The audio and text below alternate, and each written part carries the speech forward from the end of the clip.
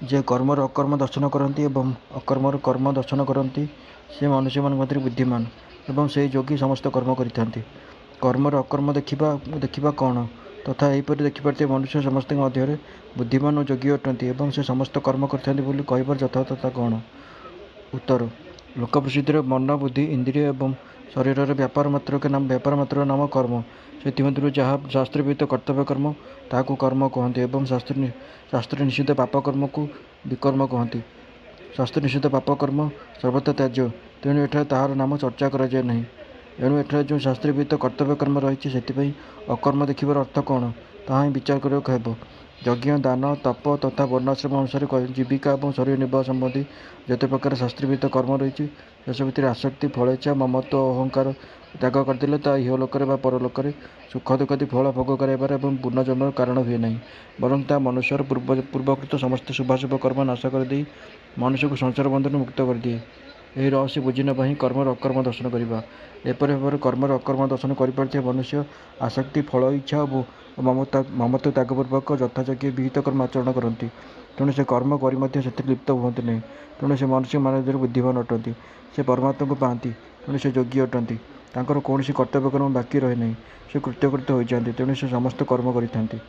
अकर्मर कर्म दर्शन करवा कौन यहीपर दर्शन कर लोक मनुष्य मध्य बुद्धिमान योगी एवं से कर्म किपर करते।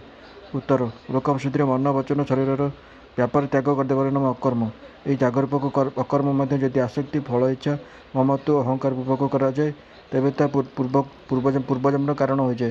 केवल सेति नुहे कर्तव्य कर्म अवहेला कले दंभाचार कले विकर्म पाप रूप बदली जाए। यह रहस्य बुझी नवा ही अकर्मर कर्म दर्शन करवा। यह रहस्य बुझी मनुष्य शारीरिक कष्ट भय कौन से वर्ण संबंधित कर्म त्याग करती ना कि रागदोष अथवा मोहवशत मान बढ़िया प्रतिष्ठा व अन्य कौन फल प्राप्ति इच्छा कर्म त्याग करते ना। तेणु से केवल निज कर्तव्य तल को खसती नहीं एवं कौन प्रकार त्यागर ममता आसक्ति फल इच्छा और अहंकार संबंध रखी पुनर्जन्म भागी हुए ना। तेणु से मनुष्य मध्य बुद्धिमान परम पुरुष परमेश्वर सहित संजोग हो सारी है। तेणु से योगी अटंती और कौन कर्तव्य कर्म बाकी रही न था। तेणु से समस्त कर्म कर सारी। जदि कर्मर अर्थ क्रियामाण कर्म विकर्मर अर्थ विविध प्रकार शाश्वत कर्म और अकर्मर अर्थ प्रारब्ध कर्म बोली धरी नहीं कर्मर अकर्म देखा अर्थ क्रियामाण कर्म करने समय भविष्य ताहा प्रारब्ध कर्म अर्थात अकर्म हो फल भोग रूप उपस्थित बोली बुझा और अकर्मर कर्म दर्शन कर अर्थ प्रारब्ध रूपक फल भोग बेले से सब दुखादि भोग को निजर पूर्वकृत क्रियामाण कर्म फल बोली बुझा और एपरी बुझी पापकर्म त्याग कर शास्त्र विहित कर्म करवा तेज किसी आपत्ति अच्छी कि कारण कर्म मान संचित क्रियमाण प्रारब्ध ये तीन प्रकार ही प्रसिद्ध। उत्तर ठीक अच्छे एपरी मानिया मत बहुत लाभप्रद और यह बड़ बुद्धिमान कार्य किंतु एपरी अर्थ मानिले पद गुड़िकर संगति हेब नहीं अतएव ये अर्थ केतिकांश लाभप्रद हेल्ले प्रकरण विरुद्ध। कर्मर अकर्मर कर्म दर्शन कर साधक मुक्त हो जाती ना केवल सिद्ध पुरुष ही एपरी दर्शन कर।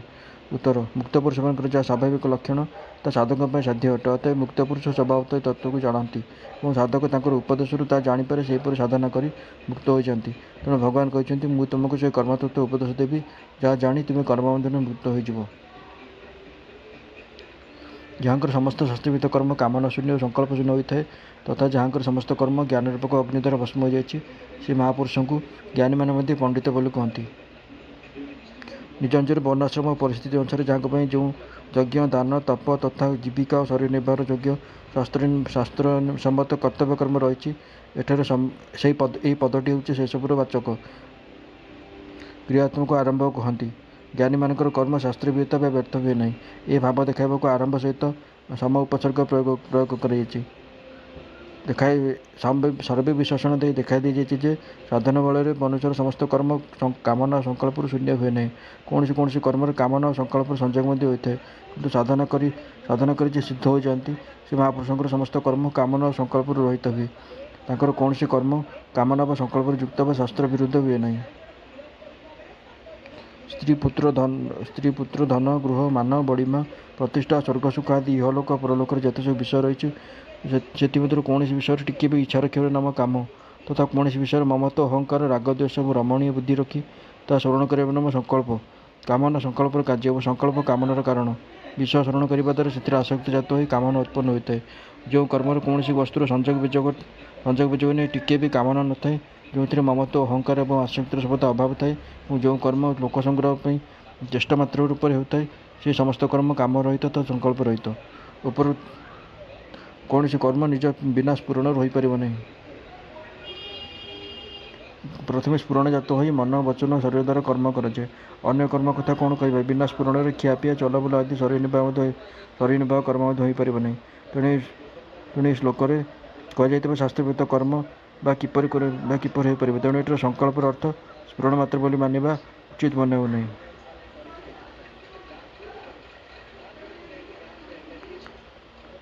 ଏଠାରେ ଜ୍ଞାନାଗ୍ନି ଶବ୍ଦଟି କୌଣସି ପ୍ରକାର ସାଧନ ଅନୁଷ୍ଠାନରେ ଉତ୍ପନ୍ନ ପରମାତ୍ମାଙ୍କର ଯଥାର୍ଥ ଜ୍ଞାନର ବାଚକ। ଅଗ୍ନି ଯେପରି ଇନ୍ଧନକୁ ଭସ୍ମ କରିଦିଏ, ଜ୍ଞାନ ମଧ୍ୟ ସେପରି ସମସ୍ତ କର୍ମକୁ ଭସ୍ମ କରିଦିଏ। ଏହିପରି ଅଗ୍ନିର ଉପମା ଦେବାକୁ ଏଠାରେ ଜ୍ଞାନାଗ୍ନି ନାମ ଦିଆଯାଇଛି। ଅଗ୍ନି ଦ୍ୱାରା ଭଜା ହୋଇଥିବା ବୀଜ ଯେପରି କୌଣସି କେବଳ ନାମ ମାତ୍ରେ ବୀଜ ରହିଥାଏ, ସେଥିରେ ଗଜା ବାହାରିବାର ଶକ୍ତି ରହେ ନାହିଁ, ସେପରି ଜ୍ଞାନ ରୂପକ ଅଗ୍ନି ଦ୍ୱାରା ସମସ୍ତ କର୍ମର ଫଳ ଉତ୍ପନ୍ନ କରିବାର ଶକ୍ତି ନବତା ନଷ୍ଟ ହୋଇଯାଏ। ଏହି ଜ୍ଞାନ ରୂପକ ଅଗ୍ନି ଦ୍ୱାରା କର୍ମ ଭସ୍ମ ହୋଇଯାଏ।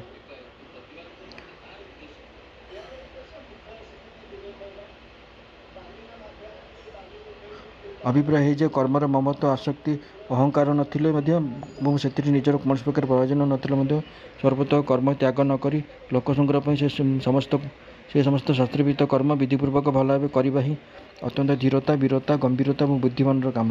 ତେଣୁ ଜ୍ଞାନୀମାନେ ମଧ୍ୟ ତାଙ୍କ ପଣ୍ଡିତ ଅର୍ଥାତ ତତ୍ତ୍ୱଜ୍ଞାନୀ ମହାପୁରୁଷ ବୋଲି କୁହନ୍ତି।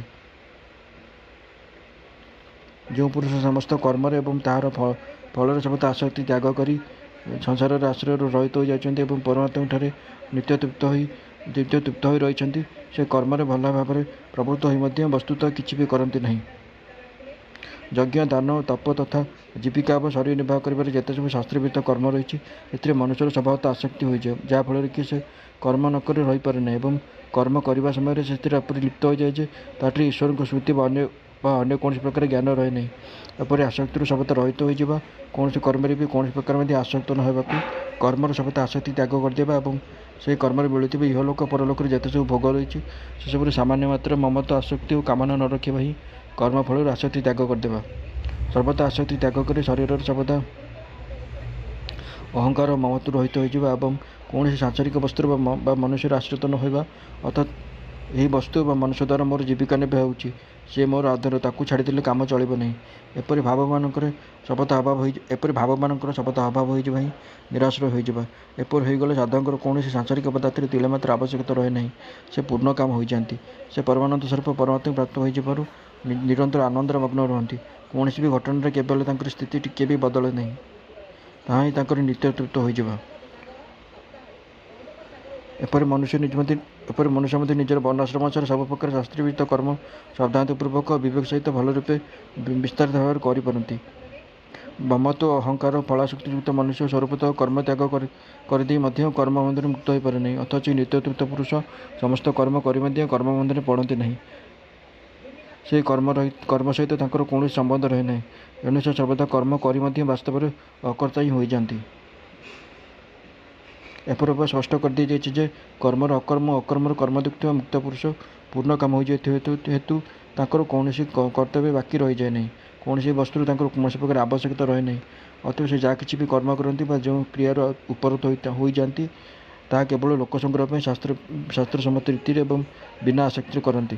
ତେଣୁ ତାଙ୍କର କର୍ମ ବାସ୍ତବରେ କର୍ମ ହୁଏ ନାହିଁ। ଯେଉଁ ଅନ୍ତଃକରଣ ଓ ଇନ୍ଦ୍ରିୟମାନଙ୍କ ସହିତ ଶରୀରକୁ ଜୟ କରିନେଇଛନ୍ତି, ଯେ ସମସ୍ତ ଭୋଗ ସାମଗ୍ରୀ ପରିତ୍ୟାଗ କରିଦେଇଛନ୍ତି, ସେହି ଆଶାରହିତ ପୁରୁଷ କେବଳ ଶରୀର ସମ୍ବନ୍ଧୀ କର୍ମ କରୁଥିଲେ ମଧ୍ୟ ପାପଭାଗୀ ହୁଅନ୍ତି ନାହିଁ। ଯେଉଁ ମନୁଷ୍ୟଙ୍କର କୌଣସି ସାଂସାରିକ ବସ୍ତୁର କିଛି ବି ଆବଶ୍ୟକତା ନାହିଁ, ଯେ କୌଣସି ବି କର୍ମରୁ ବା କୌଣସି ମନୁଷ୍ୟଠାରେ କିଛି ବି ପାଇବାକୁ ଟିକିଏ ହେଲେ ଆଶା ବା ଇଚ୍ଛା ରଖନ୍ତି ନାହିଁ, ଯେ ସମସ୍ତ ପ୍ରକାର ଇଚ୍ଛା, କାମନା, ବାସନା ଆଦି ସର୍ବଦା ତ୍ୟାଗ କରିଦେଇଛନ୍ତି, ତାଙ୍କୁ ନିରାଶୀ କହନ୍ତି।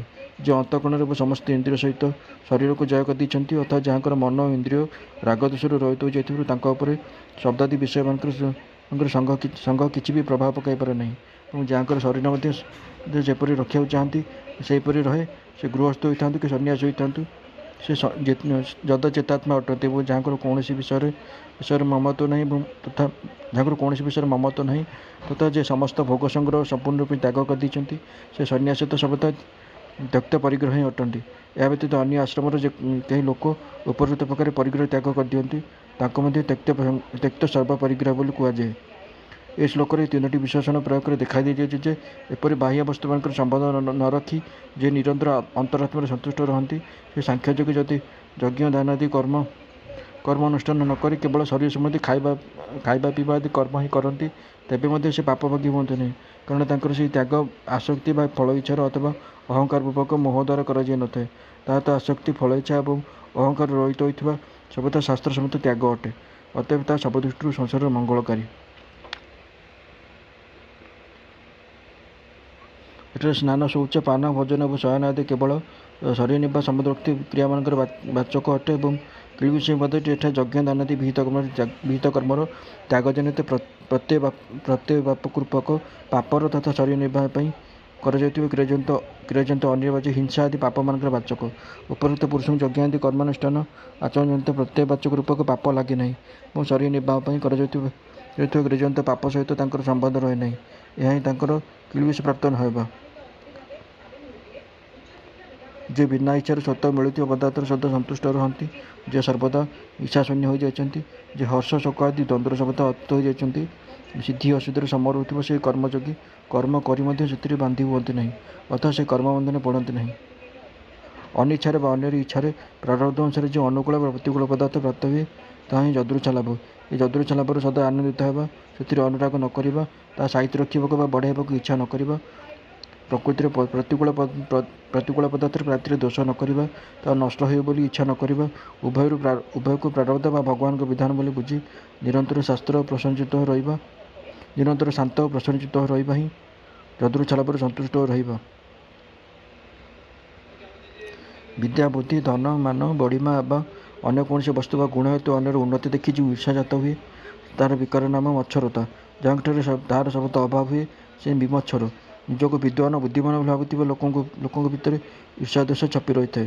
ଯେଉଁଠାରେ ମନୁଷ୍ୟର ପ୍ରେମ ଥାଏ ସେପରି ମିତ୍ର ଓ କୁଟୁମ୍ବଙ୍କ ପ୍ରତି ମଧ୍ୟ ଈର୍ଷାଭାବ ହୋଇଥାଏ।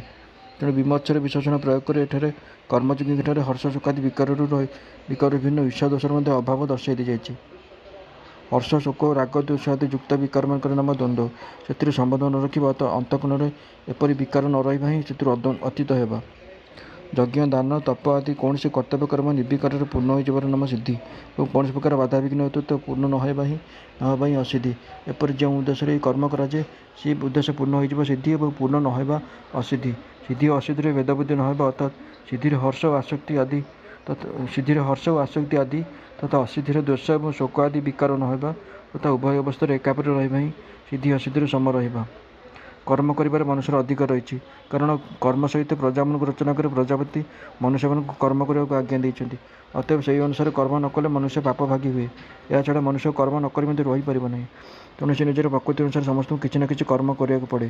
ଅତଏବ ଏଥିରୁ ବୁଝିବାକୁ ହେବ ଯେ କେବଳ ଶରୀର ସମ୍ବନ୍ଧୀ କର୍ମ କରୁଥିବା ପରିଗ୍ରହଜନିତ ସାଂଖ୍ୟଯୋଗୀ ଯେପରି ଅନ୍ୟ କର୍ମ ଆଚରଣ ନ କଲେ ମଧ୍ୟ ନ କରି ବା ପାପରେ ଲିପ୍ତ ହୁଅନ୍ତି ନାହିଁ, ସେହିପରି କର୍ମଯୋଗୀ ବିହିତ କର୍ମ ଅନୁଷ୍ଠାନ କରି ମଧ୍ୟ କର୍ମବନ୍ଧନରେ ବାନ୍ଧି ହୁଅନ୍ତି ନାହିଁ। ଯାହାଙ୍କର ଆସକ୍ତି ସର୍ବଦା ନଷ୍ଟ ହୋଇଯାଇଛି, ସେ ଦେହାଭିମାନ ଓ ମମତ୍ୱରୁ ରହିତ ହୋଇଯାଇଛନ୍ତି, ଯାହାଙ୍କ ଚିତ୍ତ ନିରନ୍ତର ପରମାତ୍ମା ଜ୍ଞାନରେ ଲାଗି ରହିଛି, କେବଳ ଯଜ୍ଞ ସମ୍ପାଦନ ନିମିତ୍ତ କର୍ମ କରୁଥିବା ସେ ମନୁଷ୍ୟମାନଙ୍କର ସକଳ କର୍ମ ଭଲ ଭାବରେ ବିଲୀନ ହୋଇଯାଏ। କର୍ମମାନଙ୍କରେ ଏବଂ ତାହାର ଫଳ ରୂପକ ସମସ୍ତ ଭୋଗମାନଙ୍କରେ ସାମାନ୍ୟ ମାତ୍ର ଆସକ୍ତି ବା କାମନା ନ ରହିବା ହିଁ ସର୍ବଦା ଆସକ୍ତି ନଷ୍ଟ ହୋଇଯିବା। ଯାହାଙ୍କର ଆସକ୍ତି ଏହିପରି ଭାବେ ସମ୍ପୂର୍ଣ୍ଣ ଲୋପ ପାଇଯାଇଛି, ଏହା ହେଉଛି ସେହି କର୍ମଯୋଗୀଙ୍କ ବାଚକ। କର୍ମରେ ଏବଂ ଫଳରେ ଆସକ୍ତି ତ୍ୟାଗ ଦ୍ୱାରା ତଥା ସିଦ୍ଧି ଅସିଦ୍ଧିର ସମତ୍ୱ ଦ୍ୱାରା ପୂର୍ବ ଶ୍ଲୋକରେ ଏହି ଭାବ ଦେଖାଇ ଦିଆଯାଇଛି। ଅନ୍ତଃକରଣ ଏବଂ ଇନ୍ଦ୍ରିୟମାନଙ୍କର ସଂଘାତ ରୂପକ ଶରୀରରେ ଯାହାଙ୍କର କିଛି ମାତ୍ର ଆତ୍ମାଭିମାନ ବା ମମତ୍ୱ ନାହିଁ, ଯେ ଦେହାଭିମାନରୁ ସର୍ବଦା ମୁକ୍ତ ହୋଇଯାଇଛନ୍ତି, ଏଠାରେ ଏହି ପଦ ହେଉଛି ସେହି ଜ୍ଞାନଯୋଗୀଙ୍କ ବାଚକ। ସର୍ବତ୍ର ବ୍ରହ୍ମବୁଦ୍ଧି ହୋଇଯିବାରୁ ପ୍ରତ୍ୟେକ କ୍ରିୟା କରିବା ସମୟରେ ଯାହାଙ୍କର ଚିତ୍ତ ନିରନ୍ତର ପରମାତ୍ମାଠାରେ ଲାଗି ରହିଥାଏ, ଏହା ହେଉଛି ସେହି ଜ୍ଞାନଯୋଗୀଙ୍କର ବାଚକ। ନିଜର ବର୍ଣ୍ଣ ଆଶ୍ରମ ପରିସ୍ଥିତି ଅନୁସାରେ ଶାସ୍ତ୍ର ଦୃଷ୍ଟିରୁ ଯେଉଁ ମନୁଷ୍ୟଙ୍କ ପାଇଁ ଯାହା ବିହିତ କର୍ତ୍ତବ୍ୟ ତାହା ତାଙ୍କ ପାଇଁ ଯଜ୍ଞ। ସେ ଶାସ୍ତ୍ରବିହିତ ଯଜ୍ଞ ସମ୍ପାଦନ କରିବା ଉଦ୍ଦେଶ୍ୟରେ ଯେଉଁ କର୍ମମାନ କରିବାକୁ ହୁଏ, ଅର୍ଥାତ୍ କୌଣସି ପ୍ରକାର ସ୍ୱାର୍ଥ ସମାଧାନ ନ ରଖି କେବଳ ଲୋକସଂଗ୍ରହ ରୂପକ ଯଜ୍ଞର ପରମ୍ପରା ସୁରକ୍ଷିତ ରଖିବାକୁ ଯେଉଁ କର୍ମମାନ ଆଚରଣ କରାଯାଏ, ତାହା ହିଁ ଯଜ୍ଞ ପାଇଁ କର୍ମ ଆଚରଣ କରିବା। ତୃତୀୟ ଅଧ୍ୟାୟର 9ମ ଶ୍ଲୋକରେ ଆସିଥିବା ବିଶେଷଣ ସହିତ ଏହି ପଦଟି ମଧ୍ୟ କର୍ମର ବାଚକ। ଇହ ଜନ୍ମ ଓ ଜନ୍ମାନ୍ତରରେ କରାଯାଉଥିବା ଯେତେ କର୍ମ ସଂସ୍କାର ରୂପରେ ମନୁଷ୍ୟର ଅନ୍ତଃକରଣରେ ସଞ୍ଚିତ ରହିଥାଏ ଏବଂ ତାଦ୍ୱାରା ଉପରୋକ୍ତ ପ୍ରକାରରେ ଯେଉଁ ନୂଆ ନୂଆ କର୍ମ କରାଯାଉଥାଏ, ଏହା ହେଉଛି ସେହି ପଦର ବାଚକ। ଏହି ସମସ୍ତ କର୍ମର ଅଭାବ ହୋଇଯିବ, ଅର୍ଥାତ୍ ଏଥିରେ କୌଣସି ପ୍ରକାର ସମ୍ବନ୍ଧ ରଖିବାର ଏଥିରେ କୌଣସି ପ୍ରକାର ବନ୍ଧନ କରିବାର ଶକ୍ତି ନ ରହିବା ହିଁ ଏସବୁରେ ବିଲୀନ ହୋଇଯିବା। ଏହାଦ୍ୱାରା ଭଗବାନ ଦେଖାଉଛନ୍ତି ଯେ ଉପରୋକ୍ତ ପ୍ରକାର କର୍ମ କରୁଥିବା ପୁରୁଷଙ୍କର କର୍ମ ଯେ କେବଳ ତାଙ୍କ ବନ୍ଧନର କାରଣ ହୁଏ ନା, ସେତିକି ନୁହେଁ। ଅଗ୍ନିରେ ଜଳାଇ କୁଟାଗତରେ ପକାଯାଇଥିବା କୁଟାଟିଏ ଯେପରି ନିଜେ ଜଳିଯିବା ସଙ୍ଗେ ସଙ୍ଗେ ସମଗ୍ର କୁଟାଗତକୁ ଜାଳି ପୋଡ଼ି ଭସ୍ମ କରିଦିଏ, ସେପରି ଆସକ୍ତି, ଫଳେଚ୍ଛା, ମମତ୍ୱ ଓ ଅଭିମାନ ତ୍ୟାଗପୂର୍ବକ ଅଗ୍ନିରେ ଜଳାଇ କରାଯାଉଥିବା କର୍ମ ପୂର୍ବ ସଞ୍ଚିତ ସମସ୍ତ କର୍ମ ସହିତ ବିଲୀନ ହୋଇଯାଏ। ପୁଣି ତାଙ୍କର କୌଣସି ବି କର୍ମରେ ଆଉ କୌଣସି ପ୍ରକାର ଫଳ ଦେବାର ଶକ୍ତି ରହେ ନାହିଁ। ଯେଉଁ ଯଜ୍ଞର ଅର୍ପଣ ଅର୍ଥାତ୍ ଶ୍ରୁବ ଆଦି ଉପକରଣ ମଧ୍ୟ ବ୍ରହ୍ମ ଏବଂ ହବନ ଯଜ୍ଞ ଦ୍ରବ୍ୟ ମଧ୍ୟ ବ୍ରହ୍ମ ତଥା ବ୍ରହ୍ମରୂପକ କର୍ତ୍ତାଙ୍କ ଦ୍ୱାରା ବ୍ରହ୍ମରୂପକ ଅଗ୍ନିରେ ଆହୁତିଦାନ ରୂପକ କ୍ରିୟା ମଧ୍ୟ ବ୍ରହ୍ମ। ସେହି ବ୍ରହ୍ମକର୍ମରେ ସ୍ଥିତ ରହୁଥିବା ଯୋଗୀଙ୍କ ଦ୍ୱାରା ପାଇବା ଯୋଗ୍ୟ ଫଳ ମଧ୍ୟ ବ୍ରହ୍ମ ହିଁ ଅଟେ।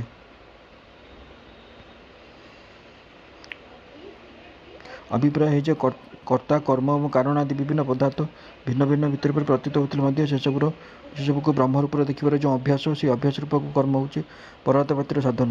ତେଣୁ ତାହା ହିଁ ଯଜ୍ଞ ଅଟେ। ଏହି ଯଜ୍ଞରେ ଶ୍ରୁବ, ହବନକର୍ତ୍ତା ଏବଂ ହୋମରୂପକ କ୍ରିୟା ଆଦି ଯେଉଁ ଭିନ୍ନ ଭିନ୍ନ ବସ୍ତୁ ନୁହନ୍ତି, ତାଙ୍କ ଦୃଷ୍ଟିରେ ସବୁକିଛି ବ୍ରହ୍ମ। କାରଣ ଏପରି ଯଜ୍ଞ କରୁଥିବା ଯୋଗୀ ଯେଉଁ ମନ, ବୁଦ୍ଧି ଆଦି ଦ୍ୱାରା ସମସ୍ତ ଜଗତକୁ ବ୍ରହ୍ମ ବୋଲି ବୁଝିବାର ଅଭ୍ୟାସ କରନ୍ତି, ସେଗୁଡ଼ିକୁ ନିଜକୁ ଏବଂ ଅଭ୍ୟାସ ରୂପକ କ୍ରିୟାକୁ ତଥା ଅନ୍ୟ କୌଣସି ବି ବସ୍ତୁକୁ ବ୍ରହ୍ମଠାରୁ ଭିନ୍ନ ବୋଲି ବୁଝନ୍ତି ନାହିଁ। ସେ ସବୁ ବସ୍ତୁକୁ ବ୍ରହ୍ମ ରୂପରେ ଦେଖନ୍ତି। ତେଣୁ ତାଙ୍କର ସେସବୁଠାରେ କୌଣସି ପ୍ରକାର ଭେଦବୁଦ୍ଧି ରହେ ନାହିଁ।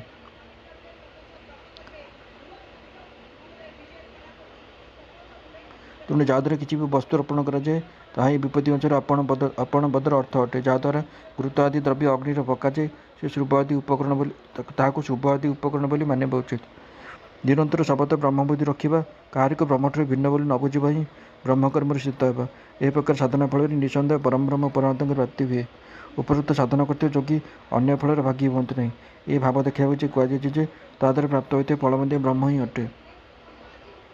ଅନ୍ୟ କେତେକ ଯୋଗୀ ଦେବତାମାନଙ୍କର ପୂଜନରୂପକ ଯଜ୍ଞକୁ ହିଁ ଭଲ ଭାବରେ ଅନୁଷ୍ଠାନ କରନ୍ତି ଏବଂ ଅନ୍ୟ କେତେକ ଯୋଗୀ ପରମବ୍ରହ୍ମ ପରମାତ୍ମା ରୂପକ ଅଗ୍ନିରେ ଅଭେଦ ଦର୍ଶନ ପୂର୍ବକ ଯଜ୍ଞ ଦ୍ୱାରା ହିଁ ଆତ୍ମରୂପକ ଯଜ୍ଞକୁ ହବନ କରନ୍ତି। ଏହି ସାଧକମାନଙ୍କ ପୂର୍ବ ଶ୍ଲୋକରେ ବର୍ଣ୍ଣିତ ବ୍ରହ୍ମକର୍ମ କରୁଥିବା ଲୋକଙ୍କଠାରୁ ପୃଥକ୍ ବୋଲି ଦର୍ଶାଇବାକୁ ଅର୍ଥାତ୍ ଏମାନଙ୍କ ସାଧନା ପୂର୍ବୋକ୍ତ ସାଧନାଠାରୁ ଭିନ୍ନ ଏବଂ ଦୁଇ ସାଧନାର ଅଧିକାରୀ ଭିନ୍ନ ଭିନ୍ନ ଯୋଗୀ ଅଟନ୍ତି ବୋଲି ସ୍ପଷ୍ଟ କରିବାକୁ ଏଠାରେ ଏହି ପଦ ବ୍ୟବହାର କରାଯାଇଛି। ଏହାଦ୍ୱାରା ଭଲ ଭାବେ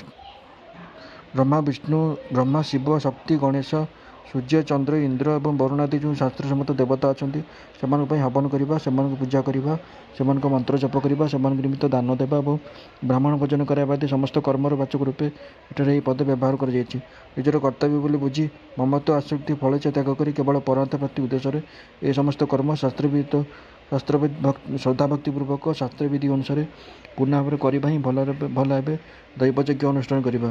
ଏ ଶ୍ଲୋକର ପୂର୍ବାର୍ଦ୍ଧରେ ଭଗବାନ ଦେଖାଇଛନ୍ତି ଯେ ଯେଉଁମାନେ ଏହିପରି ଦେବ ଉପାସନା କରନ୍ତି, ସେମାନଙ୍କର କ୍ରିୟା ମଧ୍ୟ ଯଜ୍ଞ ନିମିତ୍ତ କରାଯାଉଥିବା କର୍ମର ଅନ୍ତର୍ଗତ। ଅନାଦି ସିଦ୍ଧ ଅଜ୍ଞାନ ହେତୁ ଶରୀର ଉପାଧି ଦ୍ୱାରା ଆତ୍ମା ଓ ପରମାତ୍ମାର ଭେଦ ଅନାଦି କାଳରୁ ପ୍ରତୀତ ହୋଇଆସୁଛି। ଏହି ଅଜ୍ଞାନଜନିତ ଭେଦ ପ୍ରତୀତିକୁ ଜ୍ଞାନାବଶିତରୁ ଲୋପ କରିଦେବା ଅର୍ଥାତ୍ ଶାସ୍ତ୍ର ଏବଂ ଆଚାର୍ଯ୍ୟଙ୍କ ଉପଦେଶରୁ ଶୁଣିଥିବା ତତ୍ତ୍ୱଜ୍ଞାନକୁ ନିରନ୍ତର ମନନ ନିଧିଧ୍ୟାସନ କରି ନିତ୍ୟ ବିଜ୍ଞାନ ଘନ ଗୁଣାତୀତ ପରମବ୍ରହ୍ମ ପରମାତ୍ମାଠାରେ ଅଭେଦ ଭାବରେ ଆତ୍ମାକୁ ଏକ କରିଦେବା ବା ବିଲୀନ କରିଦେବା ହିଁ ବ୍ରହ୍ମରୂପକ ଅଗ୍ନିରେ ଯଜ୍ଞ ଦ୍ୱାରା ଯଜ୍ଞର ହବନ କରିବା। ଏହିପରି ଯଜ୍ଞ କରୁଥିବା ଜ୍ଞାନଯୋଗୀଙ୍କ ଦୃଷ୍ଟିରେ ଏକ ନିର୍ଗୁଣ ନିରାକାର ସଚ୍ଚିଦାନନ୍ଦ ବ୍ରହ୍ମଙ୍କ ବ୍ୟତୀତ ନିଜର ବା ଅନ୍ୟ କାହାର କୌଣସି ବି ପୃଥକ୍ ସତ୍ତା ରହେ ନାହିଁ। ଏହି ତ୍ରିଗୁଣମୟ ସଂସାର ସହିତ ତାଙ୍କର କୌଣସି ବି ସମ୍ବନ୍ଧ ରହେ ନାହିଁ। ତାଙ୍କ ପାଇଁ ସଂସାରର ଅତ୍ୟନ୍ତ ଅଭାବ ହୋଇଯାଏ। ସାଂଖ୍ୟଯୋଗୀଙ୍କ ଦ୍ୱାରା ଏହି ଦୁଇଟି ଯାକ ସାଧନା କରାଯାଏ ଏବଂ ଦୁଇଟି ଯାକରେ ପରମବ୍ରହ୍ମ ପରମାତ୍ମା ହିଁ ଅଗ୍ନିସ୍ଥାନୀୟ ଅଟନ୍ତି। ତେଣୁ ଦୁଇଟିରେ ଏକତା ପ୍ରତୀତ ହୁଏ ତଥା ଦୁହିଁଙ୍କର ଫଳ ଅଭିନ୍ନ ଭାବରେ ସଚ୍ଚିଦାନନ୍ଦ ବ୍ରହ୍ମ ପ୍ରାପ୍ତି ହୋଇଥିବାରୁ ପ୍ରକୃତରେ ପ୍ରଭେଦ ବୋଲି କିଛି ନାହିଁ। କେବଳ ସାଧନା ପ୍ରଣାଳୀରେ ହିଁ ପାର୍ଥକ୍ୟ ରହିଛି। ତାହା ସ୍ପଷ୍ଟ କରିବାକୁ ସାଧନା ଦୁଇଟିର ବର୍ଣ୍ଣନା ଅଲଗା ଅଲଗା କରାଯାଇଛି। ପୂର୍ବ ଶ୍ଲୋକରେ ବର୍ଣ୍ଣିତ ସାଧନାରେ ଏହି ଶ୍ରୁତି ବାକ୍ୟ ଅନୁସାରେ ସର୍ବତ୍ର ବ୍ରହ୍ମବୁଦ୍ଧି କରିବାର ବର୍ଣ୍ଣନା ରହିଛି ଏବଂ ଉପରୋକ୍ତ ସାଧନାରେ ସମସ୍ତ ଜଗତର ସମ୍ବନ୍ଧ ଅଭାବ କରିଦେଇ ଆତ୍ମା ଏବଂ ପରମାତ୍ମାଠାରେ ଅଭେଦ ଦର୍ଶନର କଥା କୁହାଯାଇଛି। ଅନ୍ୟ ଯୋଗୀମାନେ ଶ୍ରୋତ ଆଦି ଇନ୍ଦ୍ରିୟମାନଙ୍କୁ ସଂଯମ ପୂର୍ବକ ଅଗ୍ନିମାନଙ୍କରେ ହୋମ କରନ୍ତି ଏବଂ ଆଉ କେତେକ ଯୋଗୀ ଶବ୍ଦାଦି ବିଷୟମାନଙ୍କୁ ଇନ୍ଦ୍ରିୟ ରୂପକ ଅଗ୍ନିମାନଙ୍କରେ ହୋମ କରନ୍ତି। ଇନ୍ଦ୍ରିୟ ସଂଯମ ରୂପକ ସାଧନାକୁ ଯଜ୍ଞର ରୂପ ଦେବା ପାଇଁ ସଂଯମକୁ ଅଗ୍ନି ବୋଲି କୁହାଯାଇଛି ଏବଂ ପ୍ରତ୍ୟେକ ଇନ୍ଦ୍ରିୟର ସଂଯମ ଅଲଗା ଅଲଗା ହୁଏ। ଏହି କଥା ସ୍ପଷ୍ଟ କରିବାକୁ ସେଥିରେ ବହୁବଚନ ପ୍ରୟୋଗ କରାଯାଇଛି। ଦ୍ୱିତୀୟ ଅଧ୍ୟାୟରେ କୁହାଯାଇଛି ଯେ ଇନ୍ଦ୍ରିୟମାନେ ଅତ୍ୟନ୍ତ ପ୍ରମାଥନଶୀଳ। ସେମାନେ ବଳପୂର୍ବକ ସାଧକମାନଙ୍କ ମନକୁ ତଳେ ପକାଇ ଦିଅନ୍ତି। ତେଣୁ ଇନ୍ଦ୍ରିୟମାନଙ୍କୁ ନିଜର ବଶ କରିନେବା, ସେମାନଙ୍କୁ ସ୍ୱତନ୍ତ୍ରତା ଲୋପ କରିଦେବା, ସେମାନଙ୍କଠାରେ ମନକୁ ବିଚଳିତ କରିବାର ଶକ୍ତି ରହିବାକୁ ନ ଦେବା ତଥା ସେମାନଙ୍କୁ ସାଂସାରିକ ଭୋଗମାନଙ୍କରେ ପ୍ରବୃତ୍ତ ହେବାକୁ ନ ଦେବା ହିଁ ଇନ୍ଦ୍ରିୟମାନଙ୍କୁ ସଂଯମ ରୂପକ ଅଗ୍ନିମାନଙ୍କରେ ହୋମ କରିବା। ତାତ୍ପର୍ଯ୍ୟ ଏହି ଯେ ଶ୍ରୋତ, ଚର୍ମ, ନେତ୍ର, ଜିହ୍ୱା ଏବଂ ନାସିକକୁ ବଶ କରି ପ୍ରତ୍ୟାହାର କରିବା, ଅର୍ଥାତ୍ ଶବ୍ଦ, ସ୍ପର୍ଶ, ରୂପ, ରସ, ଗନ୍ଧ ଆଦି ବାହାର ଭିତର ସମସ୍ତ ବିଷୟରୁ ଇନ୍ଦ୍ରିୟମାନଙ୍କ ବିବେକ ଉପରକୁ ଦୂରେଇ ଦେଇ ଉପରତ ହୋଇଯିବା ହିଁ ଶ୍ରୋତ ଆଦି ଇନ୍ଦ୍ରିୟମାନଙ୍କୁ ସଂଯମ ରୂପକ ଅଗ୍ନିମାନଙ୍କରେ ହୋମ କରିବା। ଏହାର ଷଷ୍ଠ ଭାବ ଦ୍ୱିତୀୟ ଅଧ୍ୟାୟର 58 ଶ୍ଲୋକରେ କଇଁଚ ଦୃଷ୍ଟାନ୍ତ ଦେଇ କୁହାଯାଇଛି। ସେଠାରେ କେବଳ ଇନ୍ଦ୍ରିୟମାନଙ୍କୁ ଦେଖିବା, ଶୁଣିବା ତଥା ଖାଇବା ଆଦି ବାହ୍ୟ ବିଷୟମାନଙ୍କର ରୋଧ କରିବାକୁ ସଂଯମ ବୋଲି କୁହାଯାଇଛି। ଇନ୍ଦ୍ରିୟମାନଙ୍କ ବଶ କରିବା କଥା ସେଠାରେ ନାହିଁ, କାରଣ ସେଠାରେ ମନ ଦ୍ୱାରା ଇନ୍ଦ୍ରିୟମାନଙ୍କର ବିଷୟମାନଙ୍କୁ ଚିନ୍ତନ କରୁଥିବା କଥା ସ୍ପଷ୍ଟ ହୋଇଯାଇଛି। କିନ୍ତୁ ଏଠାରେ ସେପରି କଥା ନାହିଁ। ଏଠାରେ ଇନ୍ଦ୍ରିୟମାନଙ୍କୁ ବଶ କରିବା ନାମ ସଂଯମ। ବଶ କରାଯାଇଥିବା ଇନ୍ଦ୍ରିୟମାନଙ୍କଠାରେ ମନକୁ ବିଷୟମାନଙ୍କରେ ପ୍ରବୃତ୍ତ କରିବାର ଶକ୍ତି ରହେ ନାହିଁ। ସେଠାରେ ବ୍ୟକ୍ତି ଇନ୍ଦ୍ରିୟମାନଙ୍କୁ ବଶ ନ କରି କେବଳ ଦମ୍ଭାଚାର ଦ୍ୱାରା ଇନ୍ଦ୍ରିୟମାନଙ୍କୁ ବିଷୟମାନଙ୍କରୁ ଦୂରେଇ ରଖେ, ଅର୍ଥାତ୍ ମନ ଦ୍ୱାରା ବିଷୟମାନଙ୍କୁ ଚିନ୍ତା କରେ। କିନ୍ତୁ ଏଠାରେ ବ୍ୟକ୍ତି ପରମାତ୍ମାକୁ ପାଇବା ପାଇଁ ଇନ୍ଦ୍ରିୟମାନଙ୍କୁ ବଶ କରିଦିଏ, କିନ୍ତୁ ତା ମନରେ ବିଷୟ ଚିନ୍ତନ ହୁଏ ନାହିଁ। ନିରନ୍ତର ପରମାତ୍ମାକୁ ଚିନ୍ତନ ହିଁ ହେଉଥାଏ। ଏହା ହିଁ ମିଥ୍ୟାଚାର ସଂଯମ ଏବଂ ଯଥାର୍ଥ ସଂଯମ ମଧ୍ୟରେ ପାର୍ଥକ୍ୟ। ଆସକ୍ତି ରହିତ ଇନ୍ଦ୍ରିୟମାନଙ୍କ ଦ୍ୱାରା ନିଷ୍କାମ ଭାବରେ ବିଷୟ ସେବନ ରୂପକ ସାଧନାକୁ ଯଜ୍ଞର ରୂପ ଦେବାକୁ ଏଠାରେ ଇନ୍ଦ୍ରିୟ ଶବ୍ଦ ସହିତ ଅଗ୍ନି ଶବ୍ଦର ସମାସ କରାଯାଇଛି ଏବଂ ପ୍ରତ୍ୟେକ ଇନ୍ଦ୍ରିୟ ଦ୍ୱାରା ଅନାସକ୍ତ ଭାବରେ ଅଲଗା ଅଲଗା ବିଷୟମାନଙ୍କୁ ସେବନ କରାଯାଏ, ଏହି କଥା ସ୍ପଷ୍ଟ କରିବାକୁ ଏଠାରେ ବହୁବଚନ ପ୍ରୟୋଗ କରାଯାଇଛି।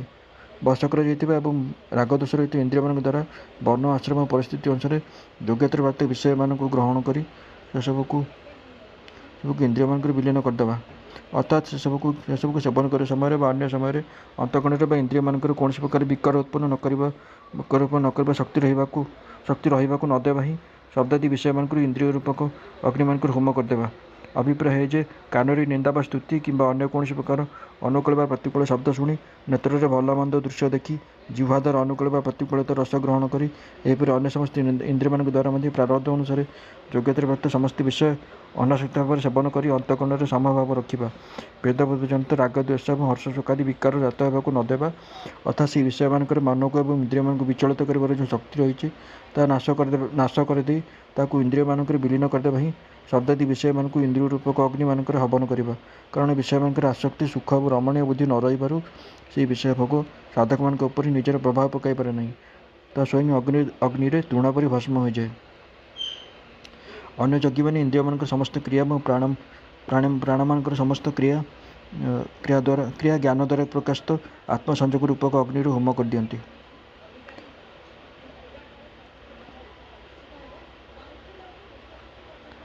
ସମାଧି ଯୋଗକୁ ଯଜ୍ଞର ରୂପ ଦେବା ନିମନ୍ତେ ତା ସହିତ ଅଗ୍ନି ଶବ୍ଦର ସମାସ କରାଯାଇଛି। ସମାଧିର ଅବସ୍ଥା ସୁଷୁପ୍ତିଠାରୁ ଭିନ୍ନ।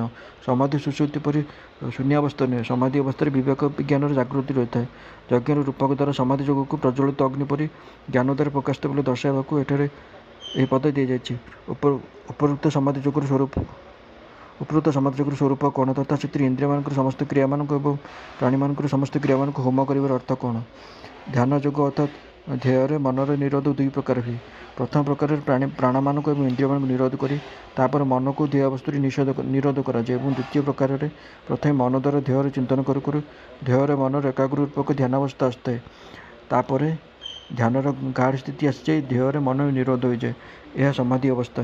ସେହି ସମୟରେ ପ୍ରାଣମାନଙ୍କର ଏବଂ ଇନ୍ଦ୍ରିୟମାନଙ୍କର ସକଳ କ୍ରିୟା ସ୍ୱତଃ ନିରୁଦ୍ଧ ହୋଇଯାଏ। ଏହା ଦ୍ୱିତୀୟ ପ୍ରକାର କରାଯାଉଥିବା ଧ୍ୟାନ ଯୋଗର ବର୍ଣ୍ଣନା।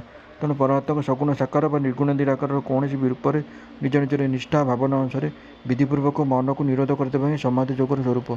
ଏହିପରି ଭାବରେ ଧ୍ୟାନ ଯୋଗରେ ମନ ନିଗ୍ରହ ପୂର୍ବକ ଇନ୍ଦ୍ରିୟମାନଙ୍କର ଦେଖିବା, ଶୁଣିବା, ଶୁଙ୍ଘିବା, ଛୁଇଁବା, ଚାଖିବା ଓ ଘେନିବା, ଚାଲିବା, କହିବା ଏବଂ ଚାଲିବା, ବୁଲିବା ଆଦି କ୍ରିୟା ତଥା ପ୍ରାଣମାନଙ୍କର ଶ୍ୱାସ ପ୍ରଶ୍ୱାସ ନେବା ଏବଂ ହଲିବା, ଝୁଲିବା ଆଦି ସମସ୍ତ କ୍ରିୟା ବିଲୀନ କରିଦେଇ ସମାଧିସ୍ଥ ହୋଇଯିବା ହିଁ ଏହି ଆତ୍ମସଂଯମ ଯୋଗ ରୂପକ ଅଗ୍ନିରେ ଇନ୍ଦ୍ରିୟମାନଙ୍କର ଏବଂ ପ୍ରାଣମାନଙ୍କର ସମସ୍ତ କ୍ରିୟାକୁ ହୋମ କରିଦେବା।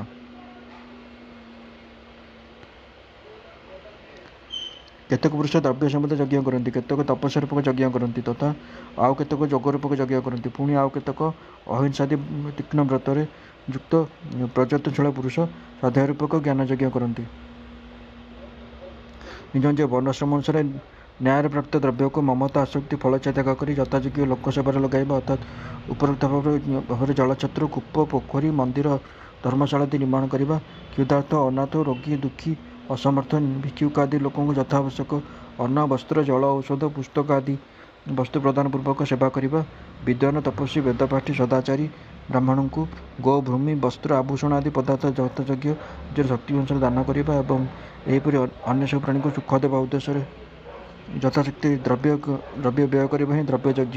ଏହି ଯଜ୍ଞ କରିବାର ଅଧିକାର କେବଳ ଗୃହସ୍ଥମାନଙ୍କର ରହିଛି, କାରଣ ଦ୍ରବ୍ୟ ସଂଗ୍ରହ କରି ତା ପର ଉପକାରରେ ବ୍ୟୟ କରିବାର ଅଧିକାର ସନ୍ନ୍ୟାସୀ ଆଦି ଅନ୍ୟ ଆଶ୍ରମର ନାହିଁ। ଏଠାରେ ଭଗବାନ ଦ୍ରବ୍ୟଯଜ୍ଞ ପ୍ରୟୋଗ କରି ଦେଖାଇଛନ୍ତି ଯେ ପରମାତ୍ମା ପ୍ରାପ୍ତି ଉଦ୍ଦେଶ୍ୟରେ ଲୋକସେବାରେ ଦ୍ରବ୍ୟ ଲଗାଇବା ପାଇଁ ନିଃସ୍ୱାର୍ଥ ଭାବରେ କର୍ମ କରିବା ମଧ୍ୟ ଯଥାର୍ଥ କର୍ମ କରିବାର ଅନ୍ତର୍ଗତ। ପରମାତ୍ମା ପ୍ରାପ୍ତି ଉଦ୍ଦେଶ୍ୟରେ ଅନ୍ତଃକରଣ ଏବଂ ଇନ୍ଦ୍ରିୟମାନଙ୍କୁ ପବିତ୍ର କରିବା ନିମିତ୍ତ ମମତ୍ୱ ଆସକ୍ତି ଫଳଇଚ୍ଛା ତ୍ୟାଗ କରି ବ୍ରତ ଉପବାସାଦି କରିବା, ଧର୍ମ ପାଳନ ପାଇଁ କଷ୍ଟ ସହିବା, ମୌନ ଧାରଣ କରିବା, ଅଗ୍ନି ଓ ସୂର୍ଯ୍ୟଙ୍କର ତେଜ ତଥା ବାୟୁକୁ ସହିବା, ଖଣ୍ଡିଏ ବା ଦୁଇ ଖଣ୍ଡି ବସ୍ତ୍ର ରଖି ଅବଶିଷ୍ଟ ବସ୍ତ୍ର ତ୍ୟାଗ କରିଦେବା, ଅନ୍ନ ତ୍ୟାଗ କରିଦେବା, କେବଳ ଫଳ ବା ଦୁଧ ଖାଇ ଶରୀର ନିର୍ବାହ କରିବା, ବନବାସ କରିବା ଆଦି ଶାସ୍ତ୍ରବିଧି ଅନୁସାରେ ଯେଉଁ ତିତିକ୍ଷା ସମ୍ବନ୍ଧୀ ବିଭିନ୍ନ କ୍ରିୟା ରହିଛି, ଏଠାରେ ତପଯଜ୍ଞ ଶବ୍ଦଟି ହେଉଛି ସେହିସବୁର ବାଚକ। ଏଥିରେ ବାନପ୍ରସ୍ଥ ଆଦି ଆଶ୍ରମବାସୀଙ୍କର ପୂର୍ଣ୍ଣ ଅଧିକାର ରହିଛି। ଅନ୍ୟ ଆଶ୍ରମର ମନୁଷ୍ୟ ମଧ୍ୟ ଶାସ୍ତ୍ରବିଧି ଅନୁସାରେ ଏହା ପାଳନ କରିପାରିବେ। ନିଜ ନିଜର ଯୋଗ୍ୟତା ଅନୁସାରେ ସବୁ ଆଶ୍ରମର ଲୋକେ ଏହାର ଅଧିକାରୀ। ଚିତ୍ତବୃତ୍ତି ନିରୋଧ ପୂର୍ବକ ଯେଉଁ ଅଷ୍ଟାଙ୍ଗ ଯୋଗ ରହିଛି, ଏହି ଯୋଗଯଜ୍ଞ ଶବ୍ଦଟି ସମ୍ଭବତଃ ତାହାର ବାଚକ। ଅତଏବ ଏଠାରେ ଯୋଗଯଜ୍ଞ ପଦ ପ୍ରୟୋଗରୁ ବୁଝିବା ଉଚିତ ଯେ ବହୁ ସାଧକ ପରମାତ୍ମା ପ୍ରାପ୍ତି ଉଦ୍ଦେଶ୍ୟରେ ଆସକ୍ତି, ଫଳଇଚ୍ଛା ଓ ମମତ୍ୱ ତ୍ୟାଗ କରି ଏହି ଅଷ୍ଟାଙ୍ଗ ଯୋଗ ରୂପକ ଯଜ୍ଞ ହିଁ ଅନୁଷ୍ଠାନ କରନ୍ତି। ସେମାନଙ୍କର ସେହି ଯୋଗ ସାଧନ ରୂପକ କର୍ମ ମଧ୍ୟ ଯଥାର୍ଥ କର୍ମର ଅନ୍ତର୍ଗତ, ଯଜ୍ଞାର୍ଥ କର୍ମର ଅନ୍ତର୍ଗତ। କାରଣ ଅତଏବ ସେହି ଲୋକଙ୍କର ସମସ୍ତ କର୍ମ ବିଲୀନ ହୋଇ ସେମାନଙ୍କୁ ସନାତନ ବ୍ରହ୍ମ ପ୍ରାପ୍ତି ହୋଇଯାଏ।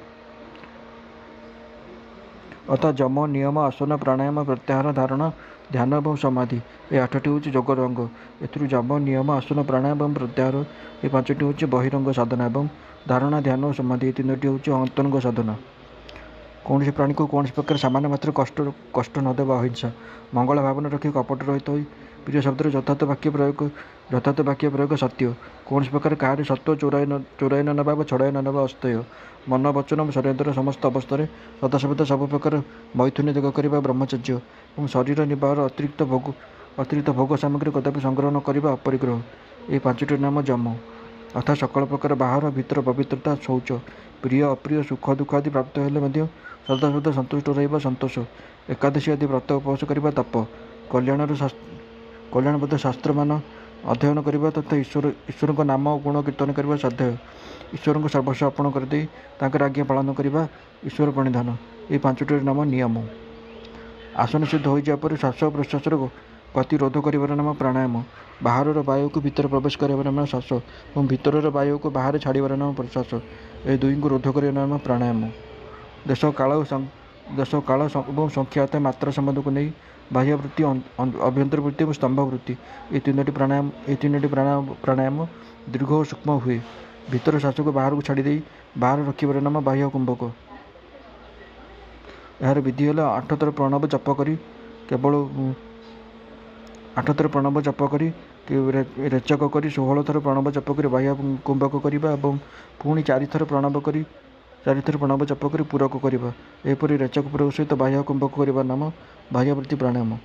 ବାହାରର ଶ୍ୱାସକୁ ଭିତରକୁ ଟାଣି ନେଇ ଭିତରେ ରଖିବାକୁ ଆଭ୍ୟନ୍ତର କୁମ୍ଭକ କୁହନ୍ତି। ଏହାର ବିଧି ହେଲା 4 ଥର ପ୍ରଣବ ସହିତ ପୂରକ କରି 16 ଥର ପ୍ରଣବରେ ଆଭ୍ୟନ୍ତର କୁମ୍ଭକ କରି ଏବଂ ପୁଣି 8 ଥର ପ୍ରଣବରେ ରେଚକ କରିବା। ଏପରି ପୂରକ ରେଚକ ସହିତ ଭିତର କୁମ୍ଭକ କରିବାର ନାମ ଆଭ୍ୟନ୍ତର ବୃତ୍ତି ପ୍ରାଣାୟାମ। ବାହାର ଭିତରେ ଯେକୌଣସିଠାରେ ମଧ୍ୟ ସୁଖପୂର୍ବକ ପ୍ରାଣମାନଙ୍କୁ ରୋଧ କରିବାର ନାମ ସ୍ତମ୍ଭ ବୃତ୍ତି ପ୍ରାଣାୟାମ। 4 ପ୍ରଣବରେ ପୂରକ କରି 8 ପ୍ରଣବରେ ରେଚକ କରି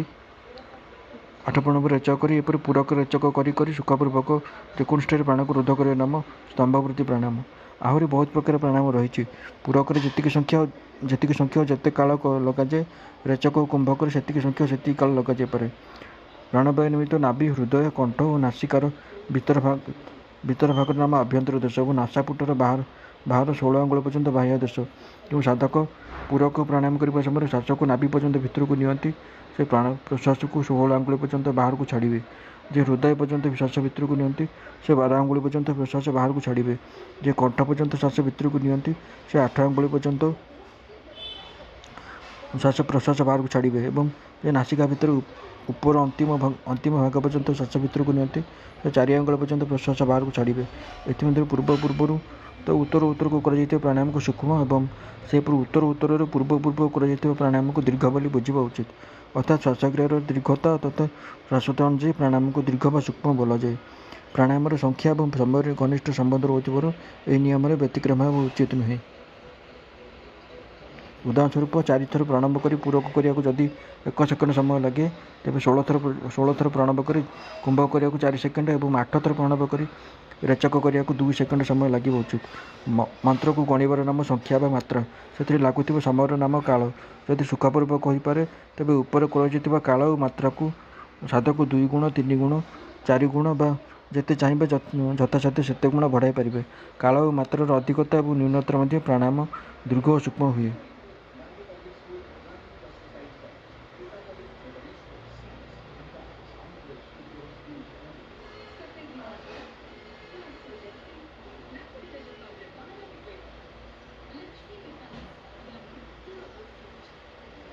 ଯେତେବେଳେ କେବଳ ଧ୍ୟେୟ ସ୍ୱରୂପରେ ଜ୍ଞାନ ହୁଏ ତଥା ନିଜର ସତ୍ତା ଶୂନ୍ୟ ପରେ ହୋଇଯାଏ, ସେତେବେଳେ ସେହି ଧ୍ୟାନ ହିଁ ସମାଧି ହୋଇଯାଏ। ଧ୍ୟାନ କରୁ କରୁ ଯେଉଁ ସ୍ଥିତିରେ ଯୋଗୀଙ୍କର ଚିତ୍ତ ଧ୍ୟେୟକାରକୁ ପ୍ରାପ୍ତ ହୋଇଯାଏ ଏବଂ ସେ ସ୍ୱୟଂ ଧ୍ୟେୟରେ ତନ୍ମୟ ପରି ହୋଇଯାଆନ୍ତି ଏବଂ ଧ୍ୟେୟଙ୍କର ଭିନ୍ନ ତାଙ୍କଠାରେ ନିଜ ସତ୍ତାର ଜ୍ଞାନ ରହିଲା ପରି ହୋଇଯାଏ, ସେହି ସ୍ଥିତିର ନାମ ସମାଧି। ଭଗବତ ପ୍ରାପ୍ତିରେ ସାଧକ ହୋଇଥିବାରୁ ଏଠାରେ ସମସ୍ତ ଯଜ୍ଞ କର୍ମଯୋଗ ଓ ଜ୍ଞାନ ଯୋଗ ଏହି 2 ନିଷ୍ଠାର ଅନ୍ତର୍ଗତ ହୋଇଯାଏ। ତେଣୁ ଏଠାରେ ଯୋଗ ଶବ୍ଦକୁ ମୁଖ୍ୟ ଭାବରେ କେବଳ ଜ୍ଞାନ ଯୋଗ ବା କର୍ମଯୋଗ ବୋଲି ନିଆଯାଇପାରିବ ନାହିଁ। ସ୍ୱାଧ୍ୟାୟରୂପକ ଜ୍ଞାନଯୋଗର ଅନୁଷ୍ଠାନ ସବୁ ଆଶ୍ରମର ଲୋକେ କରିପାରିବେ, ତେଣୁ ଏଠାରେ ଏହି ପଦ ପ୍ରୟୋଗ କରାଯାଇଛି। ଅବଶ୍ୟ ଏକଥା ସତ ଯେ ସନ୍ନ୍ୟାସ ଆଶ୍ରମରେ ଗୃହସ୍ଥଙ୍କ ପରି ନିତ୍ୟନୈମିତ୍ତିକ ଏବଂ ଜୀବିକାର୍ଜନ ଆଦି କର୍ମ କର୍ତ୍ତବ୍ୟ ନୁହେଁ। ତେଣୁ ସନ୍ନ୍ୟାସୀମାନେ ଅଧିକ ସାଧ୍ୟାପୂର୍ବକ ଜ୍ଞାନଯଜ୍ଞ କରିପାରିବେ, କିନ୍ତୁ ସେହି ଆଶ୍ରମରେ ମଧ୍ୟ ଯେଉଁମାନେ ଯତ୍ନଶୀଳ ସେ ହିଁ ଏପରି କରିପାରିବେ। ତେଣୁ ଏହି ପଦ ଏଠାରେ ଯତ୍ନଶୀଳ ପୁରୁଷଙ୍କ ପାଇଁ ଦିଆଯାଇଛି। ଏହାଛଡ଼ା ବ୍ରହ୍ମଚର୍ଯ୍ୟ ଆଶ୍ରମରେ ମଧ୍ୟ ସ୍ୱାଧ୍ୟାୟର ପ୍ରାଧାନ୍ୟ ରହିଛି। ଏହି ସ୍ୱାଧ୍ୟାୟରୂପକ ଜ୍ଞାନଯୋଗ କରୁଥିବା ଲୋକମାନଙ୍କ ପାଇଁ ଏହି ପଦ ପ୍ରୟୋଗ ହୋଇଛି। ଏସବୁ କାରଣରେ ମଧ୍ୟ ଯଦାୟର ଅର୍ଥ ଏଠାରେ ସନ୍ନ୍ୟାସୀ କରାଯାଏ ନାହିଁ। ଯେଉଁମାନେ ଅହିଂସା, ସତ୍ୟ, ଅସ୍ତେୟ, ବ୍ରହ୍ମଚର୍ଯ୍ୟ, ଅପରିଗ୍ରହ ଆଦି ସଦାଚାର ନିୟମପୂର୍ବକ ଭଲ ପାଳନ କରନ୍ତି ତଥା ଯେଉଁମାନେ ରାଗ, ଦ୍ୱେଷ ଓ ଅଭିମାନ ଦୋଷରୁ ରହିତ, ସେପରି ପୁରୁଷମାନଙ୍କୁ ସଂସିତ ବ୍ରତ କହନ୍ତି। ସଂସିତ ବ୍ରତ ପଦରେ ଯଜ୍ଞ ଶବ୍ଦ ନାହିଁ, ତେଣୁ ତାହାକୁ ଭିନ୍ନ ପ୍ରକାର ବ୍ରତ ଯଜ୍ଞ କରୁଥିବା ଲୋକଙ୍କର ବାଚକ ବୋଲି ନ ଧରି